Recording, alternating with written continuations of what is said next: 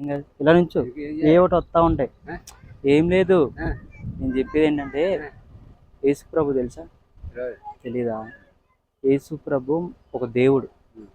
ఆయన మన కొరకు చనిపోయాడు. ఈ భూమి మీద మనము ఎన్నో పాపాలు చేస్తూ ఉంటాం.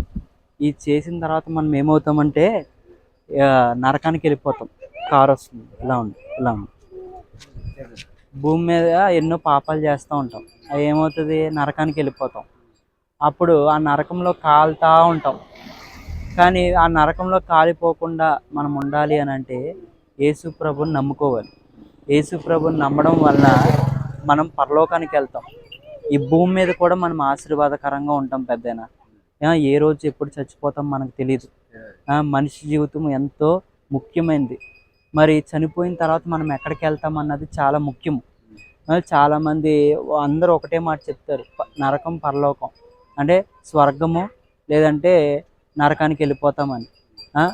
మరి యేసు ప్రభుని నమ్మితేనే మంచి పనులు చేయడం వలన మంచిదే, మంచి పనులు చేయడం. కానీ మంచి పనులు చేయడం వల్ల మనము పరలోకం వెళ్ళిపోం, స్వర్గానికి వెళ్ళిపోం. యేసు ప్రభుని నమ్మితేనే మనం పరలోకం వెళ్తాం. కాబట్టి యేసు ప్రభుని నమ్ముకో. చిన్న ప్రార్థన ఏమని, యేసయ్య నువ్వు నిజమైన దేవుడు అంట కదా, నన్ను దర్శించు, నాతో మాట్లాడని అడిగితే ఆయన మాట్లాడతాడు. సరేనా పెద్దనా? ఎండ కదా, మరి ఏమన్నా మంచి ఇలా కట్టుకోపోయావా ఏమన్నా?